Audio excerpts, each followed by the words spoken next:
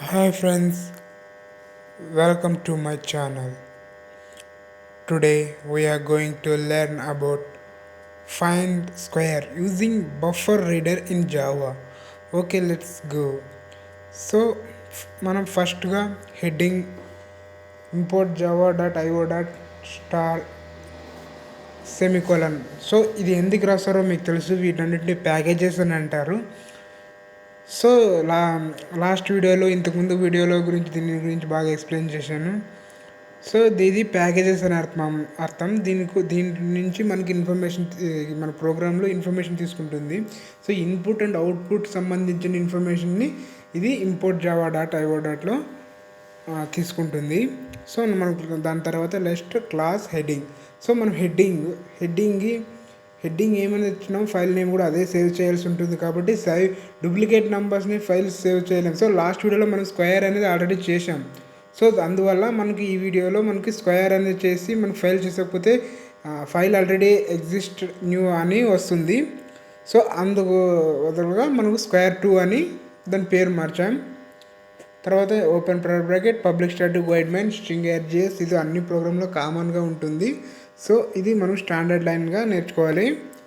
So దాని next ఏంటంటే throws IO expression. So IOE అనేది క్యాపిటల్ లెటర్లో రాయాలి.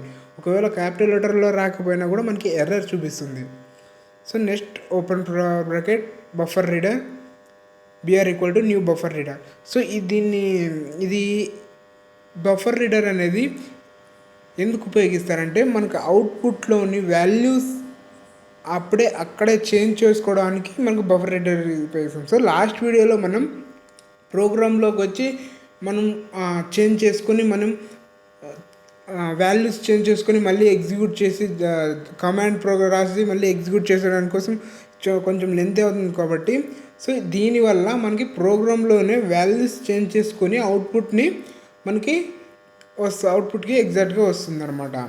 సో దానివల్ల మనకి bufferedReader చాలా ఉపయోగపడుతుంది. సో ఇక్కడ bufferedReader ఎక్కడ క్యాపిటల్ లెటర్ ఎక్కడ స్పేస్ లేకుండా మనకి ఎర్రర్ చూపిస్తుంది. సో మనం కన్ఫర్మ్గా బ్లడ్ షూర్గా దీన్ని నేర్చుకొని ఎక్కడెక్కడ హెడ్డింగ్స్ వస్తాయో ఎక్కడెక్కడ బ్రాకెట్స్ వస్తాయో అవి నేర్చుకుంటే మనకి ప్రోగ్రామ్ ఈజీగా అండర్స్టాండ్ అయిపోతుంది. సో తర్వాత దాని next open bracket system.out.println. So system.out.println ఇక్కడ ఎందుకు వస్తుందంటే, సో మనకి యూజర్కి క్వశ్చన్ రైజ్ అవ్వాలన్నమాట. సో క్వశ్చన్ రైజ్ ఏంటంటే enter a number for a square. So అంటే నువ్వు స్క్వేర్ కనుక్కోవడానికి ఒక నెంబర్ని ఎంటర్ చేయని అర్థం. సో మనం ఒక నెంబర్ని ఎంటర్ చేయాలి. సో ఎంటర్ చేసే వాల్యూ ఎక్కడ స్టోర్ అవుతుందంటే, సో మనం ఇక్కడ కింద int a is equal to integer dot parse dot BR dot read లైన్లో మనకి ఆ వాల్యూ స్టోర్ అవుతుంది. సో దానికోసం మనం int a is equal to integer dot అని రాస్తాం. సో ఈ ప్లేస్లో మనకి వాల్యూ స్టోర్ అవుతుంది. సో అందుకోసం మనం ఇక్కడ int a is equal to వేరియబుల్ని డిక్లేర్ చేస్తున్నాం. సో వేరియబుల్ని డిక్లేర్ చేసేటప్పుడు కూడా ఇంటీజర్లో I క్యాపిటల్ లెటర్ డాట్ ప్రేస్ ఇంట్లో I capital letter. So capital letters must and షుడ్గా మనం ఎక్కడ క్యాపిటల్ లెటర్స్ పెడతామో అక్కడే క్యాపిటల్ లెటర్స్ పెట్టాలి, లేకుంటే మన ప్రోగ్రామ్ ఎర్రర్ చూపిస్తుంది. ఎర్రర్ చూపించినా కూడా మనకి ఏ లైన్లో ఎర్రర్ చూపిస్తుంది అని చెప్తుంది. కాబట్టి మనకు ఈజీగా డీబగ్గింగ్ చేసుకోవచ్చు. సో వచ్చిన వాల్యూస్ ఎక్కడైనా స్టోర్ చేసుకోవడానికి మనకి int ఈక్వల్ C అనే వాల్యూస్. సో C తర్వాత సెమికోలన్ తర్వాత మనకి ఫార్ములా రాస్తాం. C is equal to A into A. So స్క్వేర్కి formula A into A. So A into Aకి స్క్వేర్కి ఫార్ములా అది.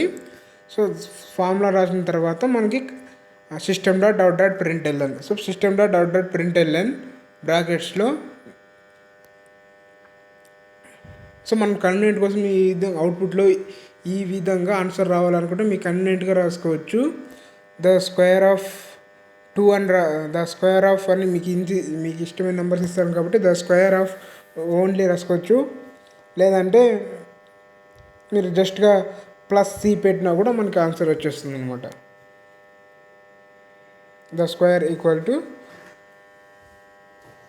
+C పెడితే మనకు అవుట్పుట్లో కన్వీనియంట్గా ద స్క్వేర్ అని రిజల్ట్ ఇదని మనకి ఈజీగా ఐడెంటిఫై చేసుకోవచ్చు.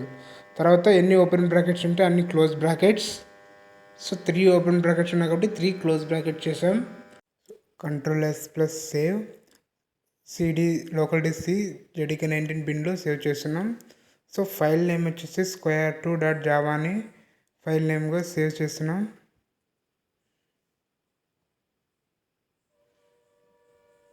square2.java.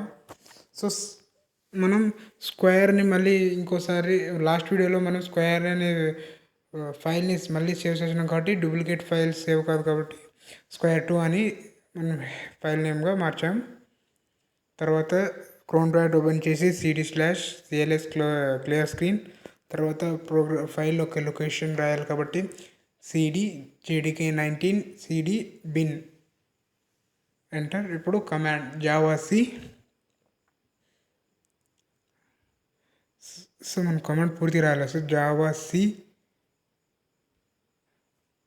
square2.java అని ఫుల్గా రాయాలి.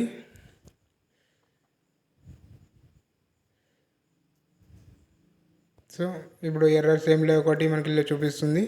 Next step Java square2 dot అని అవసరం లేదు. సో ఈ విధంగా మనకు క్వశ్చన్ రైజ్ అవుతుంది, ఎంటర్ ఏ నంబర్.